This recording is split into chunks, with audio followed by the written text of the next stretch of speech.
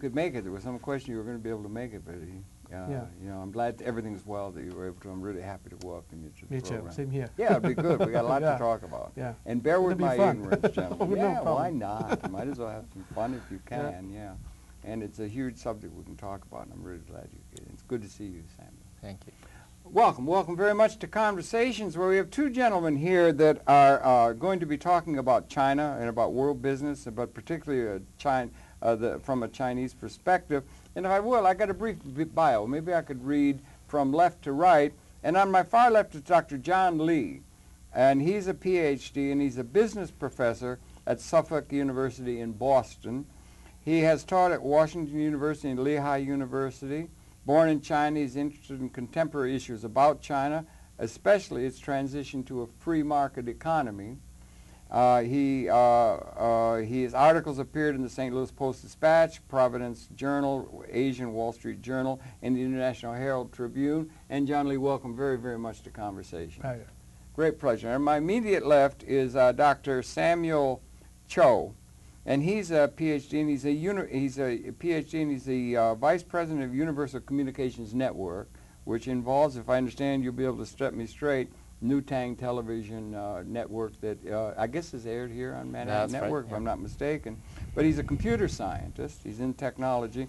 He's worked at Bell Labs, taught at Penn, and has been teaching at Rutgers University in New Brunswick. And as I say, he's the VP for Universal Communications Network. And gentlemen, welcome very, very much to Conversations Manhattan Network. Great pleasure to welcome you. I wonder if you could, I sort of spelled it out a little bit, but maybe we could start with you and then come over to Samuel. Maybe share a little of your own background personally to anchor it.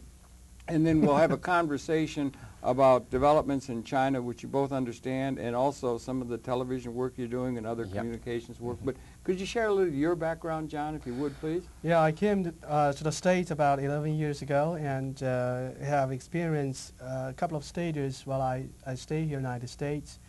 I started out as a business student. I worked at a Chinese restaurant as a server, you know, to sustain my livelihood here. Worked your way through college, huh? Yeah, yeah. Oh, right. So, that's part of the American, that was definitely necessary Mm. education to learn the society and know the difference between these two countries. Uh-huh. And now I have a job. I have to teach American kids Mm-hmm. who are going through the similar experience as I did. Really? I found it very intriguing, very exciting. So the experience served you well to teach the youth coming up? Yeah, of course. There is common bond. Yeah, right. Did you see that? Yeah. But you teach business by and large, and accounting also, is I understand? Accounting, finance, yeah, I teach international accounting, international finance, and also I give seminars on accounting theory. On what? Accounting theory. Accounting theory. I know, people don't believe accounting has a theory. They Well, I thought bet we're it all just, you know, bad guys. No, I don't cooking think, books, is that no, right? it's very, very important, and it's not nearly understood as much as it should be, the importance of it, because it undergirds the whole business system and, you know, the whole economic, political system. It really is important, and I take my hat off to you for I always tell people the Enrons and the other corporate scandals are kind of a mixed blessing to us. It's sort of a silver lining around the clouds because it gives us attention. People now understand accounting is important. Accounting does have a theory. Yeah, it does, and maybe we can talk some about that during the program. Of course. I'm not sure who's the greatest accountant in the history of the universe, I wonder. I mean, do we have a Michelangelo of accounting? Is there somebody that's some Italian created a system. Really? It was created 500 years ago. So who was you're that? right. Do you know that name? I couldn't pronounce it. It was an Italian one. You know, it is on every textbook, but I always just skip that part because I couldn't pronounce it. Okay. Well, we got a lot to talk about. Hopefully, my students is not in the audience now. All right, good enough. We got a lot to talk about in terms, and not to including the tremendous growth that's going on in China, which you understand. You go there back and forth, and welcome. Really very much, John Lee, very much welcome to the program. Dr. Lee, if I may. Yeah, you've earned the degree, so you... Yeah, but I couldn't cue in on this. Yeah, okay. So just call me John, it's fine. And, okay, just call me John. Okay, and Samuel, could you share some of your background? Yes, certainly. I did my college in China at Tsinghua University in Beijing. And then I came to the United States in '91. I did my Ph.D. at Rutgers in computer science. And then I went to do postdoctoral research in the Hebrew University in Jerusalem for half a year, and then Bell Labs for a year and a half, and then went to teach at Penn.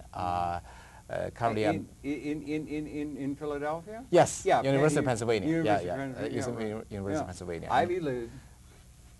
And then now I'm working in the Universal Communications Network in Manhattan, and then I'm teaching also at Rutgers University. And you could you share? You say in Beijing you taught. I mean, you went to school. Yes, what was that's the? I didn't get the university. And maybe Tsinghua could you University. touch in just a little bit on the university system in China, where you were brought up in, and just touch on it briefly in that, and particularly the university you were associated with?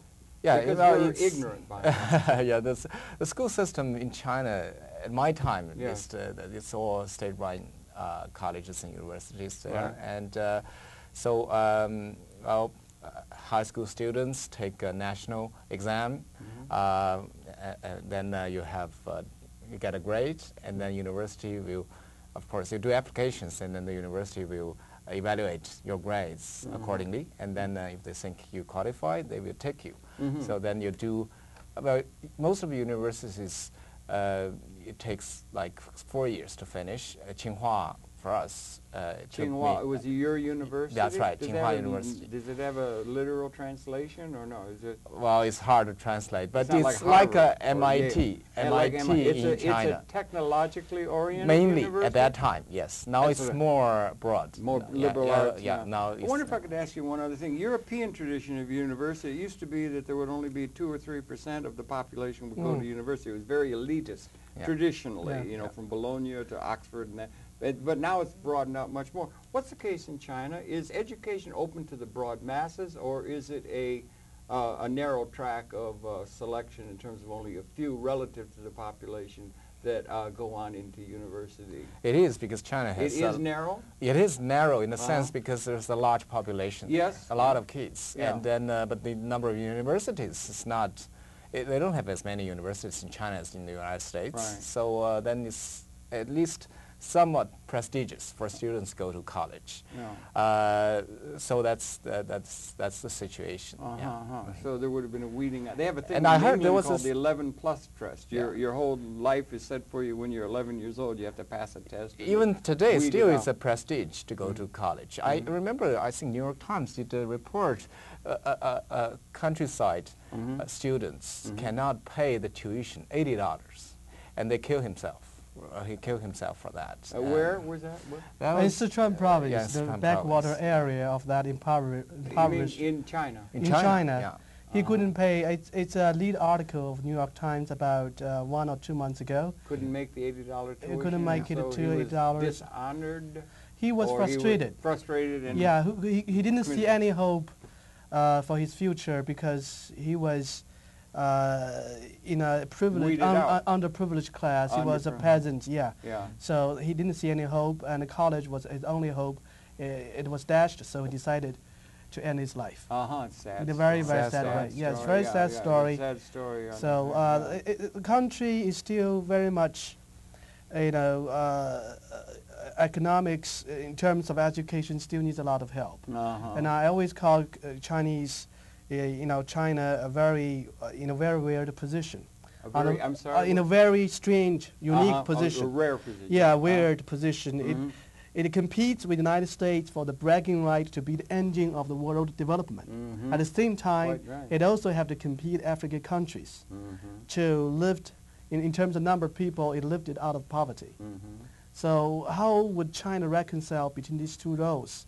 Will be something remain to be seen. There's huge developments going on in China. The funds and so forth are investing trillions of dollars in China. It's growing like mushroom, I understand. Shanghai, Beijing. Just put a little but bit there's of a lot of perspective. people in the provinces that Harold, that is not- before, yeah. can I call you Harold? Absolutely. Yeah, Please before do. you Please get do. yourself carried away, Yeah. not $1 trillion, I think, as an economist, I have the obligation to make And it an more. accountant. Yeah, all right, so accountant's precision, $50 yeah. billion, Yeah. $50 billion, about $50 billion a year of money is pouring into China. How much? 50 billion That's all? I thought there was more every year. every year. Yeah, Well, 50 I billion. think That's the cumulative is about 500 billion in total at this time. Yeah, yeah. But the GDP of China probably is about nearly 1 trillion. Yeah, 1 trillion. one Yeah, trillion. and you've had you've had very quick growth rates over the last couple of decades, have you not? Is it not growing like mushrooms? Or Growth rate, but... and it's becoming now to where it could become, maybe in a decade or two, it can become a superpower on the What do you order mean of by, the United States. growth rate? Even Yeah. Chinese, a lot of discussion among Chinese as Mhm. to the significance of growth rate. Mhm. I'll give you an example. Yes. You can hire people to drill a hole in the ground and cover it, and then drill a hole and cover it. Nothing happens. Yeah, yeah. However, you hire people, and the wage show there had been work being done, and you can call that development. So if you measure GDP using that kind of calculations. I wanted to ask you that. How do you think GDP is used as a standard thing to compare and so forth? Is the GDP, we used to have gross domestic, we used to have gross national product, now we have gross domestic product. Does it measure accurately an economy, or is there a fundamental flaw? Is it a basis of comparison? You're an accountant. You have an understanding of business. You just said the thing where it could camouflage the reality. Yeah, it but can how does camouflage reality, or it can distort the picture. It's basic comparatives, numbers that we use in order to try and understand the world economy. But how do you, as an economist, see that? I think it's like democracy. We don't have a better alternative for now. I see. However, it definitely suffers a couple of fundamental flaws. Yeah, like The that most one you said. basic thing is it doesn't capture the value as much as the quantities. However, quantities can be managed. Yeah, we have a thing, if I may, I was thinking about, I just happened to be thinking about it, so I came to the thing. They have a thing now. Everybody, you won't know, you're older. I'm older, so when you get to be 40 or 50 years old, you have a hard time reading. And it's just universal almost. May I ask a question? Did anybody ever tell you that you look like President Ford? Yes, they have. I was about to say that. Thank you. Yeah, it was true. I almost got a... Have you ever contacted the Hollywood managed, I I almost managed, if I may, I almost managed to get an interview with President, when he was sitting president, as a public access producer, and we didn't quite pull it off, but I would like to have. Yeah, he's from, and I'm from Michigan, which is from the same state that he is from. Yeah, people have said that. Yeah, thank you. I mean, yeah, it was like that. But I had this thing the other day. It was Time, New York Times, and this is just an example. And we'll get to the computer. But they have a thing now. Older people, you get to be 40 or 50, almost universally, you can't read the print anymore. All right? So you have to get glasses to where you can read the print. Reading glasses, yeah. And they had a thing where they displayed it, and they said that they have a thing. They explain what happens. It's almost universal in the eye. There's a certain thing that happens universally, and they had a thing where they could go and they put a couple drops in each eye. It would take 3 minutes, and it would clear it up. Now, they could do that. It'd take 3 minutes of operation. But now what they're trying to do is filter it through a system where you have a, what do you call it, optometrist, or somebody who's going to prescribe it for you, and then they're going to try and charge $1,000 for those 3 drops. Or those drops you put in your eye.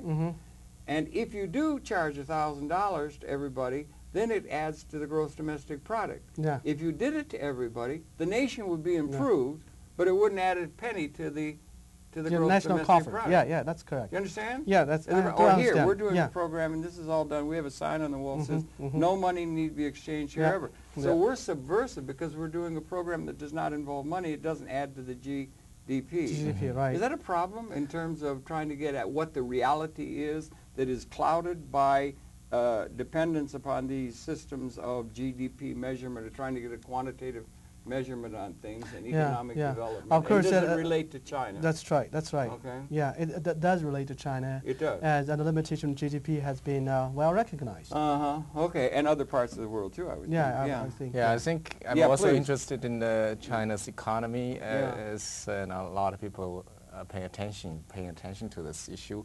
As far as I know, if you want to really know what's going on there, you need to look a little deeper into the system. Yes. As far as I know, for example, they have a trillion GDP every year nearly, and then also the banking assets there is about $1 trillion.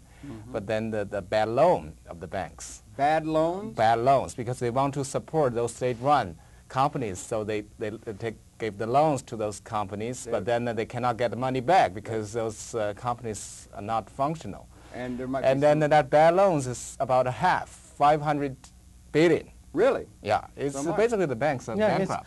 And is that done to banks- prop up social programs? Is it like they have problems in Japan with banking? It's I almost think, like social they will programs. not allow unemployment to grow, and so where they won't let the market function. Japan has a problem. They've been into, in recession for decades 10 now. years. They can't. They get zero interest rates, and they still can't get any growth going. Is the same kind of problem in China? But or on a higher, on a more severe, to a more severe degree. China's problem is more challenging because the government is engineering this kind of endeavor to resuscitate the state-owned companies by pouring money into them. Japan, I think, is more dictated by the market force. China is, you can see the legacy of the command economy or Soviet-era central planning. They know those money, the money going to those companies will be a waste of resources, but they have to do that just to prop it up. They'd have to do it to prop up their own position politically, perhaps? Yeah, they don't want to see people going on the street, homeless. They have to do that. You do have homeless and you do have poverty. Oh, of course China has homeless. And you still have poverty in the provinces. Yeah. And they've come out of a feudal thing that not that long ago. I had an article published yesterday on the National Herald Tribune that analyzed China's so-called Olympic strategy. China did very well at the most recent Athens Olympic Games. Did they? Congratulations. Yeah, of course, gold medals, they won a lot. And, they were number 2. If you look at their medal. Who was number 1? America. I'm sorry. I took it as a quiz. Politics, but that did boost China's reputation, give a lot of prestige. But China is doing something similar on its economic front. It is building up Shanghai, building up Shenzhen, other coastal cities. And this is a very resourceful country. And so it China. China. It posted an image of a dynamic, faster growing kind of economy, that kind of image. However, the hinterland has been largely left to their own devices. So we're talking about a similar thing going on as at the Olympics because Chinese people, most of them, they don't, have an opportunity to go to the stadium to exercise in the parks. Actually, the physical height has not grown that much relative to the Japanese. However, they have won a lot of gold medals at Olympics. Well, there's a lot of them, for one thing. Yeah, people thought, okay, they're actually a sporting power, but actually, if you go to the countryside, things have hardly changed the past 5 decades. The last 5 decades. Yeah, there are a lot of places like that. We all have had a...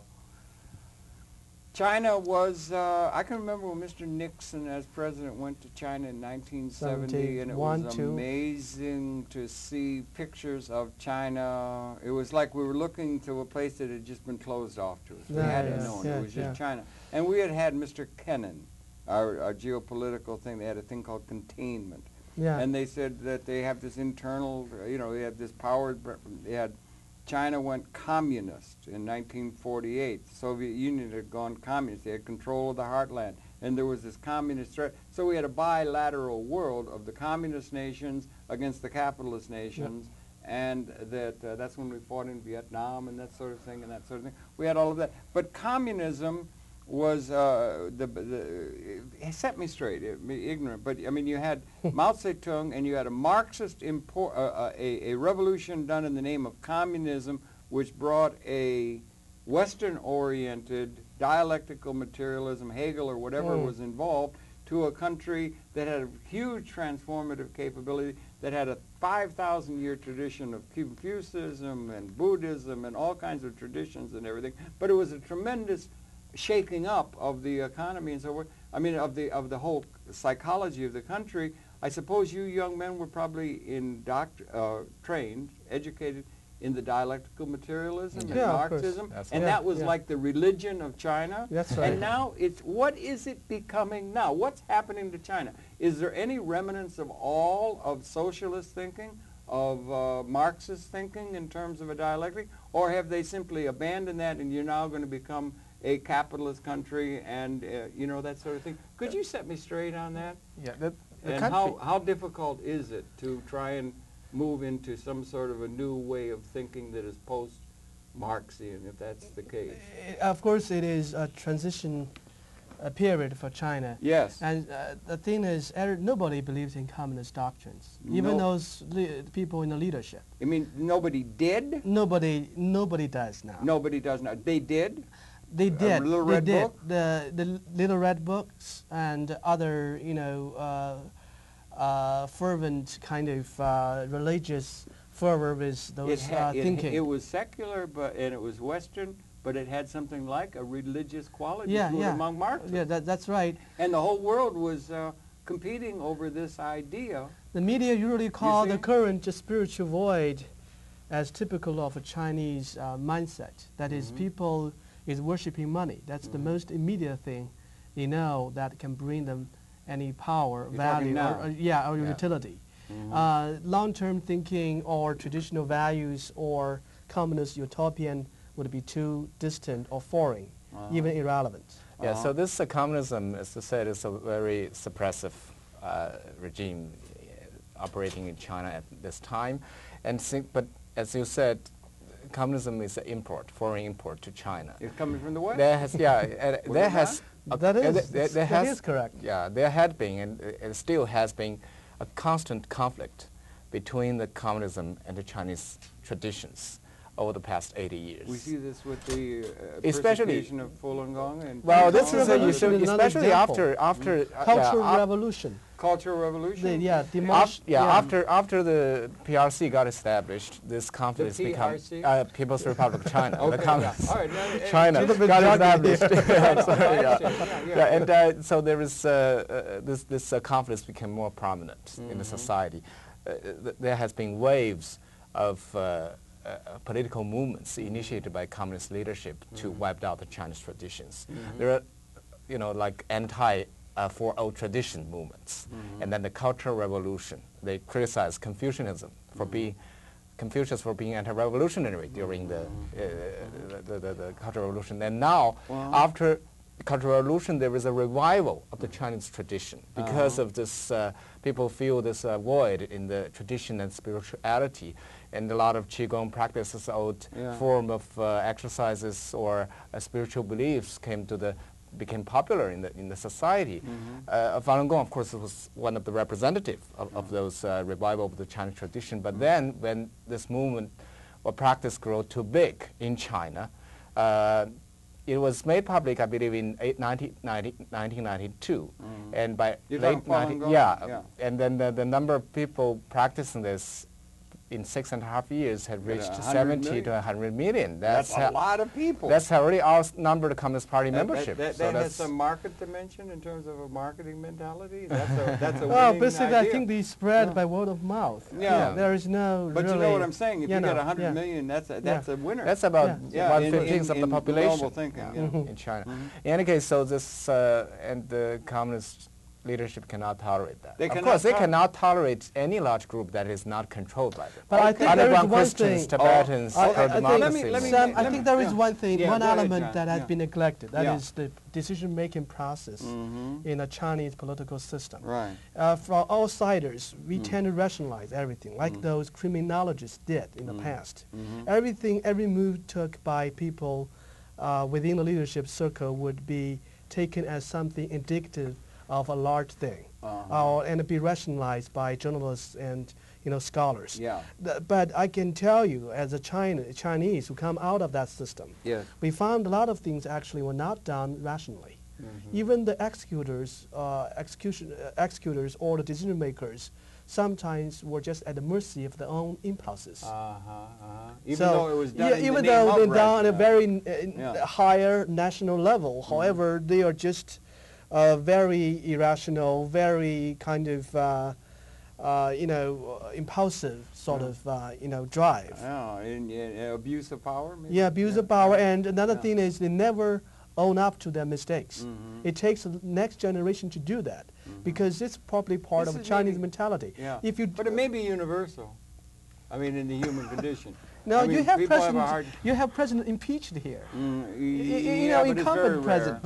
It's very rare, but it speaks for itself. But it's not based on anything real. Johnson after the Civil War, but if I may say, so you had, in a certain sense, you had so much of humanity, 50–60% of humanity was seriously impacted by the idea of Marx.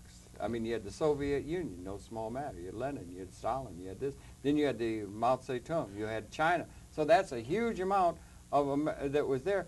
And in their thinking, those traditional ways of religion and these kind of things were just legends from the past. Everything is economically determined. It's dialectical materialism. And they must have tried to indoctrinate you there. And if you're going through a change, the Soviet Union went through, imploded. Soviet Union, let me finish. The Soviet Union had a huge empire. They were rivaling the United States in terms of their power, in terms of being, that's what the whole Cold War was about. Bipolar They imploded.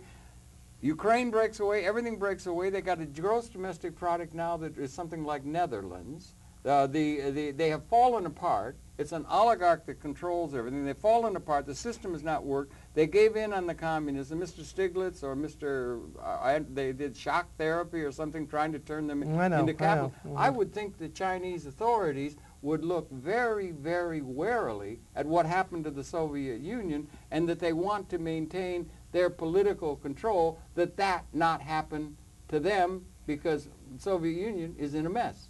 Do you understand? I understand, of course. This is a story that has been doing around in the past 10 years. This is standard theory put out by Western scholars. Their perspective on Chinese scholars. Yeah, just that. You're reading a lot of people's... I just thought about it on the subway the media here actually also has its own prejudice or whatever, or bent in their reporting of China. Let me give you an example or story or proverb to illustrate this. Suppose you are head of a household of a poor village. You happen to have the largest family in the village. All right, you have 1 acre of land. All right, so if you are head of a household, what are you going to do? What's your first priority? To support the family, or to squander the resources, or just to exploit resources to build a temple in the village to show how important you are? If you build a temple, then everybody know, okay, you are powerful, you're good. However, the family loses its livelihood, of resources for its livelihood. Okay, what China is going now is it probably hard to follow. What I'm saying is, you have to fix the most fundamental if you want to change the country, if you want to get it to a path to prosperity. What the Russian people are experiencing is the necessary pains for that transition. Okay? However, they have their fundamental problem fixed. They have hope. What is going on in China is simply the exploitations of resources. You know, economist, I think it's Krugman, Paul Krugman, a New York Times writer. His theory is the whole Eastern Asia economic miracle is built upon accumulation of accumulation of natural resources. There is no actual or real productivity boost or growth. What happened is people just exploit natural resources and build up their GDP or assets. Well, Japan did not have very many natural resources. They don't have much coal, they don't have much iron, they don't have much oil. When we refer to the Eastern Asian miracle, we were referring to the minor tigers. Minor tigers, Malaysia, Korea, Indonesia, Thailand. Japan is a processing center of the world. It's very good at technology. Probably it's not an innovation leader. Second largest economy in the world. Second largest economy in the world. That's just a tiny little island the size of Britain. Yeah, that's right. That's right.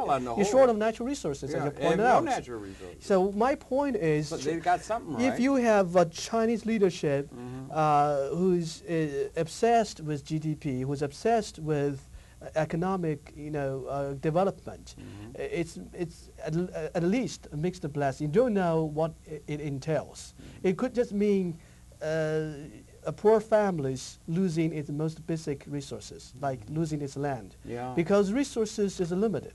Resources are very limited. You lose. China is losing its forests. Its environment is worsening, and in the long run, when you have a more responsible government, I'm really worrying how would that government be doing to make the country better. I don't want to go, but it sounds to me like you're saying Russia's on the right track, suffering the things that have to be suffered, having the oligarchs, have the super rich, have the things like Dickensian kinds of conditions where some people become very wealthy, satanic mills like what's his name spoke about, the great poet and so on, and they have to go through this. People just have to go through this, and the process of capital formation and the way it's done is that you just have to have all this inequity that'll become part of it, like you have in Russia now. Well, yeah, is that what you're saying? China has to we go have to through talk about a thing where you specifics. grind down Yeah, we have to people talk about even more or specifics. something? China, in Russia, private ownership now is recognized. The old Soviet era state-owned companies or enterprises have been liquidated. Well, they had that in Russia. Yeah, and they then have the been. oligarchs just made a killing. Yeah, and that's private, in the name of private Yukon oil company. Yeah, among others. Yeah, the but whole they thing, are they can buy they are things. private. So they're going to go through that in China now. They are going through that. Like they are these trying to do oligarchs that. did? They have been trying to do that in the past 15 years, but to no And avail. is that the trend in China? They're going to There go should the way be of the the trend, Soviet but Union? they stay away from that. However, there is no way out. What I'm saying is Russia is ahead of China in terms of real infrastructure change for a full capitalist economic system. And the ideal for the world is full cap. And so we have a system in place that is good for all the world, and it's called free market laissez-faire capitalism that is now in the saddle. And that's what's going to become That's the characteristic consensus of the here whole in this world? part of the world. That's Yeah. the consensus. That's of people consensus, thinking. and that system is based on fair transaction, on transparency of information flow. However, all these things are lacking in China. The fact that the problems of Russia are revealed to the world is evidence by itself that Russia is opener and more transparent. The story that has been repeated by journalists, reporters, big companies, and you, Harold, is because these stories are one-sided. These are promotional materials by people with ulterior motives. They probably have a stake in China. I'll give you another point of mine is it's easier for people to make money if you collude with authoritarian regime. Always. Look at what's going on in Hong Kong. The people most pro-Beijing are the tycoons. Really? Right? Yeah. So if you have money, if you're a capitalist, which means you are both an entrepreneur and a party member, you definitely have a self-interest in colluding with the Communist Party. Right. Well, the so same here. it's same here, I mean, and big companies going to China, they want to collude, partner with the Communist Party. You know, because that's the easiest way to make money. The government will issue a decree, making the McDonald's the official drink of all the state enterprises. Suddenly you have a lot of money in. So of course these people, they have their own stake in China, and also their voice can be heard in those media outlets. And now another thing is worrying to me is all those big media have Chinese language publications. So do you expect them to be, forthcoming in the Chinese reports? I doubt. Okay, we got to get to that because here we're going to talk about the media. And here, now okay, I'm learning. Okay, we're trying to learn, trying to get it. Now you, Sammy, you're involved in technology and involved in the computer sciences and so on. Now, that's not a small matter, information environments. Are you beginning to incubate leading edge contributions to that? Are they just copying what the West has done? What is the standard as far as Chinese developments, as far as the information technology? And also, we want to get over to your universal, communication. You're in communication. You have a new Tang television enterprise you're involved with. So maybe you could chirp in here a little bit too. Yeah. So if you would, please. Yeah. So now, indeed, information technology is developing very fast. Not just outside China, also inside China. And currently, from the statistics, there has already been having over 50 million internet users in China. That's it's really a large number. How many? 50 million? 50 million. Out of 50 to 60 million. What is the population? 1.3 billion. 1.3 billion? That's a lot of people. It's over small number. Yeah. But even but compared to the total population, this may seem to be a small number. If they will just all drink my cola. But this has already got the Chinese government very nervous. What has got them nervous? Because the internet? Because this, for any dictatorship, the free information flow is probably the most fearful thing for it, because this can reveal I've heard a lot of people say we don't get very good reports about Iraq. We didn't get good reports about Vietnam. I mean, as far But you don't get, but at that least term you get dictatorship is not limited only to China. It's maybe the pattern on the whole world scale. You got a little But at plutocratic least class that own everything. But the thing is, if you want to speak, you can speak. Okay, but yeah. the thing is, But they face the consequences, Well, you do face the so the thing is which are that, not very desirable. yeah. So the thing is that in China, you know, this communist has a saying. Okay, if you want to control the country, have the power to control the country, you Yeah. need to control two things. Yeah. One is the gun, one is the pen. Yeah, yeah. Okay, so you need to Universal. get It's a Yeah, universal. yeah. so, but that has gone to the extreme in China. It in has, a sense. okay. Otherwise, Yeah, it won't Phyllis- become a massacre, Okay, right? okay. That's use the gun to crack down. The what? Use the gun. No, but you Use said the some Tiananmen massacre. massacre. Tiananmen massacre. Tiananmen. Yeah, Tiananmen June Square, 4th, yeah. 89. Yeah. Oh, So yeah, it was very symbolic. Yeah. and yeah. so then the pen. Unreal. And real. Okay. Yeah. Okay. So the pen, there is only one voice in China. Everything is state-run media. I mean, it's all state-run Well, media. And the internet now become a pen, actually for a general public in a sense. People can publish things there, can get information Yeah. from. But that's why they have built what they call the Great Firewall, not a Great Wall. The but Great Firewall. The Great Firewall. to block out the Well, they can't information control flow. So how many things. people Yeah. do they employ? They employed at Up least to 200,000 something. No, 50,000. 50,000. Internet police. They call internet police. Internet police employed And by then the government government to do monitor what? all Monitor. the internet.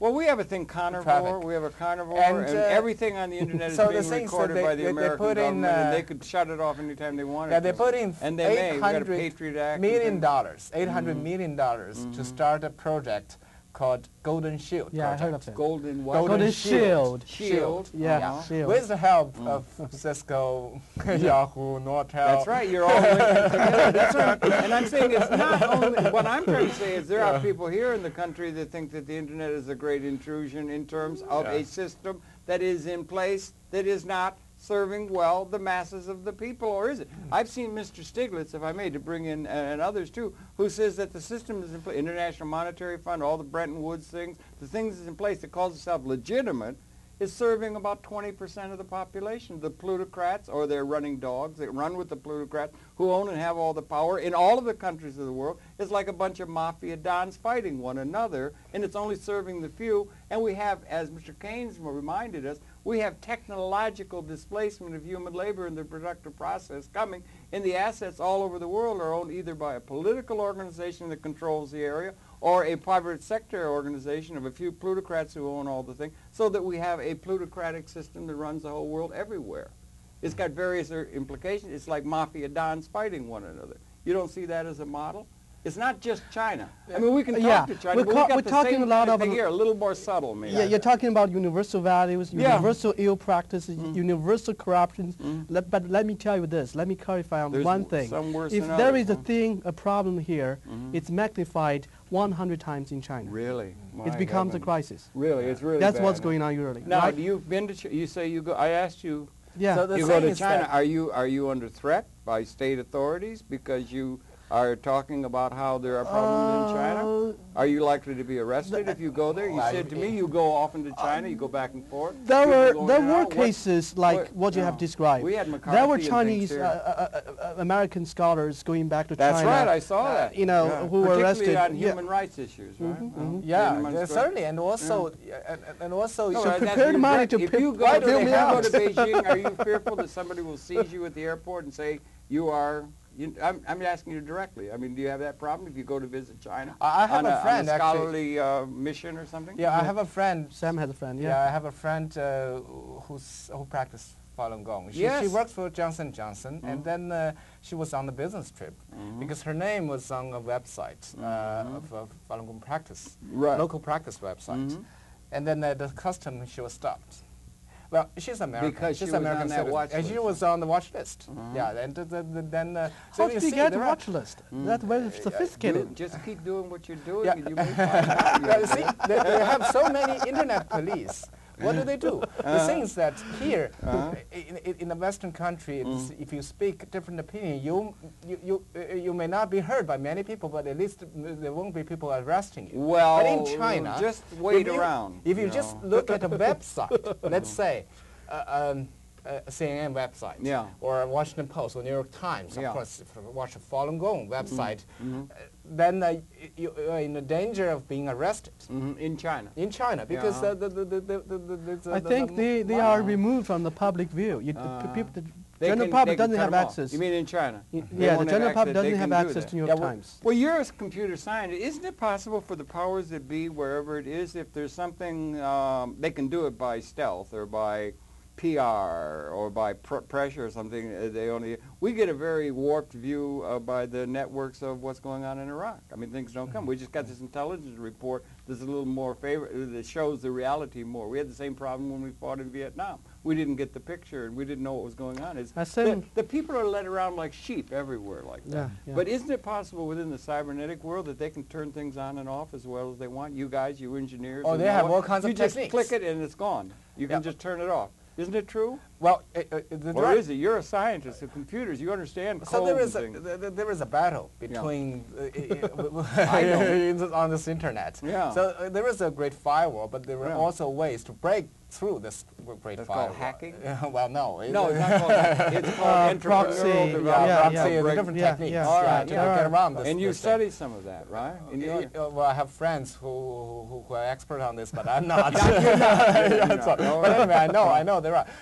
Come clean, but this free information flow is is important for the health and also stability Absolutely, of the society. I agree with you. Last year, really the SARS issue, as we all know, has affected global, not only economy, also the health and a lot of issues. Absolutely, Well, it was very worrying. Because, as we all know, the media censorship in China. Because people are dying and nobody knows what's going on. Yeah, that's right. Yeah, if it not has gone beyond the border of China, probably even now we don't know what's going on. Well, we still don't know, do we? Scientifically? One of the problems is we don't know scientifically. And look what happens. We know now there is such a disease. Now we have to prevent it. Right. And then there are easy ways to do it, just quarantine, for example, the patients. Well, look what they do to an economy when they have mad cow. I mean, it's a big, it adversely affect the gross domestic product. There was very limited damage because it was timely reported. You mean from the SARS?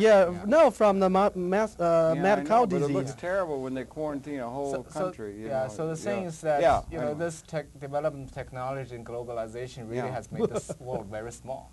It's a global village, Marshall McLuhan. It's a global village. Everybody, you see, whether media censorship, human rights abuses, that far away place may not have nothing to do with us here, but that's not true. And the internet is a global thing. It's not, it's everywhere. So there are some local things. So you understand that it's a big, huge, you fellows are younger, to me it's like some sort of a miracle. I don't know where that came from. You make a letter, you push a button, it's in Beijing. I mean, it's like a miracle they've got this. But it has tremendous implications about, almost like a DNA in terms of the genome or something. It's got a huge implications in terms of the communication system of the whole of the human society. Like we have nodes every family. In general, but in general, the media censorship not is only in China. It has also gone beyond China's border. Now, if you see the Chinese language media in the global market. Yeah, we want to talk about that because you're involved with that, with Universal especially after September 11th. When we see this disturbing responses from mainland Chinese, a lot of people cheer the terrorist attacks, things like that happen. And so the things that a lot of researchers at that time has done research on the Chinese language media market.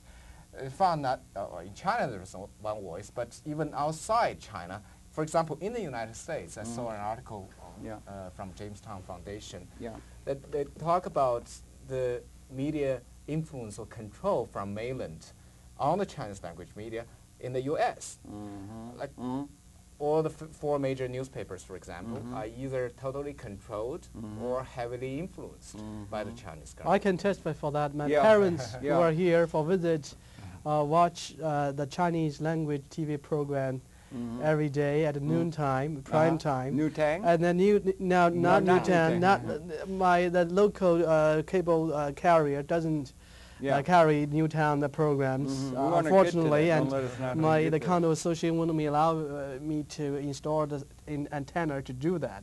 So they have religiously view the Chinese language program, and there are very fascinating things going on. For give you an example, North Korea is seen as a hermit kingdom. United States, because nobody knows what is going on inside. If you regularly watch Chinese language TV news program, you found actually a lot of coverage of North Korea. You find a lot of what? Coverage. Coverage of North Korea in North what Korea dimension? in a very flattering kind of manner. Flattering way? It was recognized as a legitimate country. It's actually the tradition and I guess the consistent stance of Chinese government. North Korea is one of its allies. Well, they were an ally in the Korean Adventure. So just imagine in the United States, they came streaming down the Chinese people are watching movies talking about nice things going on in North Korea. Well, so I'm saying this is democracy, they right? can control and manipulate the population. Or you have people like Murdoch, who's got Sky. They're good, and you got television coming like that. And look, the thing is, could you tell me? But it's like, in a certain sense, you've got this world run by a bunch of mafia dons. I mean, they have the people here, and they're fighting for territory, and they're going to write off the other gang, and they're going to fight and like that. And the people, the danger is that inherently, by the system, what's going? We have cybernetics coming. Norbert Wiener, we have cybernetics. The possibility, as Keynes said to his grandchildren, that famous letter to his grandchildren, you're going to have not only outsourcing of things to capital and jobs to India or China or something like this going on, where you can exploit labor. You got maybe national, slave, you got sweatshop conditions that people are exploiting young women and things like that in these things. You got that. Not only that, but they're going to have maybe the displacement of labor in the productive process through through cybernetic process. They're going to have software programs that can write software programs. They're going to have software programs that can do accounting, creative accounting, better than accountants. They're going to be able to displace people in a world where all of the economic theory is based on a labor theory of value, that the people are going to get income by what they contribute. And we got a real problem confronting us. So the dons who are running the world are getting nervous about, do you think, the people who are running the world are getting nervous about there may be a stirring among the masses against the prerogatives of the few who live well, and they don't have a system that's going to be able to bring the many up to a standard, and that they're really getting nervous about the system itself being challenged by some sort of a massive uprising of the folks against the dons who are running things and have been. So what do you think? So that you've got a real revolutionary kind of problem on your hand, like Louis XVI had when the ideas came across from the United States, or not? Okay, so here we have idealists. I don't know. No, it's a practical. The United States of America, which is now the French call a hyperpower. We have bases everywhere in the world. We're a hyperpower, bigger than Rome, bigger than anything like that, and we are disliked vehemently all over the world, everywhere. And never has it been. Mr. Brzezinski was on the other day. He said it's very dangerous. All over the world, the United States is despised. But just to ask, let me ask you a question. But is America having foreign territories? Is America having colonies? You don't need colonies these days. You don't it's need very colonies. unwomanly. You don't very need to have unwomanly. people go. You can do it by neoconservative ways of doing it, or neoliberal ways of just having the finance do it and control them. Why do you have to go over and control them when you can do it through the financial mechanisms of controlling the whole world? Or you can send bases there to do it. What are we doing? I mean, that's what I'm trying to say, is what it is. Remember the Opium Wars? It's a complex problem. Yeah, It's complex. We had colonialism, we backed away, but now we're just neo-colonialism. We have the same kind of control operated by the people who own everything, control everything, the plutocrats. And in every country you got plutocrats. You got a communist party in China, a communist party now oligarchs in Russia. You have plutocrats who own everything here and a few running dogs. Saudi house. Yeah, pardon? House of Salt. House of Salt, House of Bush, you got this. It's like Dons, the mafia Dons. I know. And is there a chance that the whole of the people are not being served? Mr. Stiglitz is 60 to 80% of the population is not being or able to be served adequately by the process that's in place and calls itself legitimate. And is there a challenge of the system itself by something that's blowing in the wind now? And is it making people nervous? But other the things They're nervous in China. They're nervous. What I'm saying here, the system here, not just the Democrat-Republican thing, the system that's in place is feeling nervous because they don't have a vision relative to what the planet needs and requires in a democratic kind of way. It's not just China, is what I'm trying to say. So yes, there is a system that is running at this time. But the thing is that if you have this the system that is, let's say, democracy system, at least people can have express whatever their opinions. Okay, at least there is a hope to change. You have an economic plutocracy That's right. everywhere. Yeah. I mean, that's what they say we have a democracy. We don't have a democracy. We have a plutocracy in every country of the world. A few running dogs who run with the mafia, get protection from the mafia dons. They run it like that. A few people do. Let me ask you a question. But the masses are not being served and catching up. I have the obligation to jump in. Yes, let me just repeat. You see a problem in the United States, but the problem is always 100, and in this case, 1,000, 1 million times bigger in China. All right? Social inequality, inequity is much, much, severe. Much more severe in China. Really? Here you were talking about social problem, but it's always hard for Chinese to see that. Probably it's not very politically correct for me to say this, but I say it. I would just shoot it. Here you have the system to bring the most talented, hardworking people into the elite class. If you work hard, you will have a lot of opportunities. I see libraries everywhere. I see kids busing to school from ghetto neighborhood to the best school of the city. I see that in China, like that kid in Sichuan province who couldn't go to college, who couldn't take the entrance examination, even though he was regarded as most talented, the brightest, just for $80. We have that here. We have that here. It's operative here. We have class. And it's getting worse. And the division is growing. No. And what I'm talking about... It's up to, I think... Yeah, but can you just say this from a Chinese point of view? I guess America is more socialist than China. Yeah, all right. The Chinese. Okay, yeah. You probably take care of people too much. But realize there's the people get lazy. Yeah, but remember there's a system in place now that's trying to do away. I said to you, I know it's dangerous to say this night in New York City. Demand side, but now they're going to go back to Reagan. They're going to go back and get rid of Franklin Roosevelt and all the things that were done in the name of anything done in the way of distributing according to need to people and everything. It's all going to be back to laissez-faire. Laissez-faire, what do you call it? Social Darwinism is in the saddle now here and being run. Jungle law. Jungle law. Don't you see that emerging? It's emerging here, and that's the example that they're going to put to the world. As economists, I think that the most efficient system and will breed economic growth. It's capitalism. That's capitalism. It's just free market. Free market capitalism, the way it's being done now, you think it's the hope of the world. But the thing is, the nervousness, the anxiety, Didn't you learn inherent contradictions when you studied Marx? What were the inherent contradictions of capitalism? Haven't you found any of those to be operative in terms of you begin to look ahead?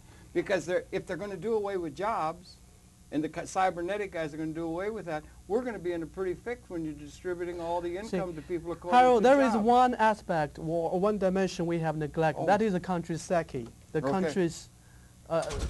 we're done? Oh, it's just that we have this DV you have. We haven't had a chance. I'm sorry. We have a chance. Your new Tang television. Can you talk about it quick? Please, because you have a system after here. September, I'm sorry. After September 11th, so we have seen this research done on Chinese language community. So we want to some overseas Chinese here, office in the United States want to establish an independent voice. You have an open independent, forum. you have the New Tang television Yeah, thing? so they established this and try to contribute to the pluralism and free flow information. Great, that's what we need. We need some thinking like Yeah. that. And we have we want a DVD? Should we Yes, show? so we are have a going to DVD, do a couple of Chinese, minutes. doing a Chinese New Year global gala. Okay. This year and next year, so we have like a demo Okay. of that. And it's about 2 minutes, 3 minutes? 3 to 4 minutes. Okay, Yeah. we'll put it in. It may take us out. On February 5th, 2005, New Tang Dynasty Television would like to take you far, far away to a legendary land almost forgotten, a land of beauty and fantasy, a land of virtuous men and heavenly beings. Some say that such a place is the stuff of fairy tales. But for one magical evening, we invite you to believe. New Tang Dynasty Television, a global leader in Chinese broadcasting and the voice of the global Chinese community, welcomes you to be part of a magical evening that will revisit our ancient traditions and spiritual heritage. The sages and philosophers of old have said that the highest aspiration and the deepest thirst of the human soul is the longing for the divine. It is this longing that has created some of the most beautiful works of art in both the East and the West, and has also given rise to great myths and heroes in all the major civilizations. We invite you to come celebrate and awaken this great spirit that lies within all of us as we celebrate the Chinese New Year in grand style once again. The 2005 New Tang Dynasty Global Gala, celebrating a legendary past and a glowing future.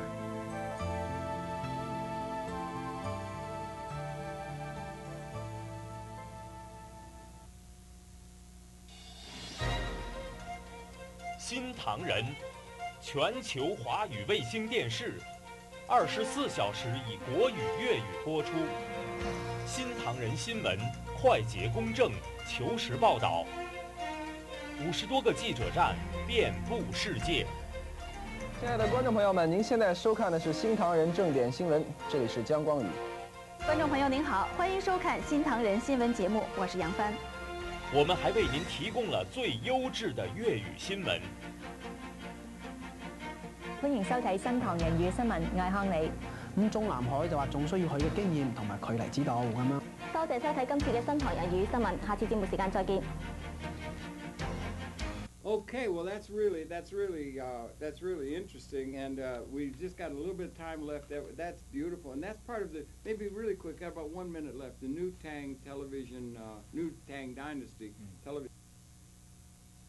That's right, Tang Dynasty is golden the era. the culture. Yeah, in Chinese that may be history. what we need is a cultural renaissance. That's What we right. need on That's the what planet. we're Yeah. hoping for. Yeah, It's so bridged the gap between the West and the East culture. I think we need a lot of bridge gapping between the East and the West and the male and the female, the North and the South and everything like that. We need That's that. right. Are you all optimistic for the human? 經濟回顧。 I am. I tend to be, even though you call these problems, you point to problems, but on the whole, we're at a very exciting time. Don't you have a Chinese proverb, spare us from living in interesting times? Yeah. Is that one? Mm-hmm. That's gone to Hades now because these are really interesting times in all the fields. And I really thank you for coming in. It's been a pleasure for you to have the perceptions. Then on my far left is John Lee. And he's business. He's a business professor and an economist and an accountant. And he's at the Suffolk University in Boston. And on my immediate left is Dr. Samuel Chow. Yeah. And he's a computer scientist, and he's involved with Universal Communications, and also they have a division of television here in the United States called New Tang Dynasty Television, which is carried here on MNN, among other places, and is now reaching out to the world. So, gentlemen, thank you very much for sharing your perceptions and for helping to educate me and some of the others to the realities of China. And good luck to you all in terms of your work. Thank you. Your pleasure to have had their perceptions. We invite you, and we'll be coming back again tomorrow. So thank you very much for viewing. And gentlemen, thank you very much for coming into MNN. You're welcome. Appreciate it.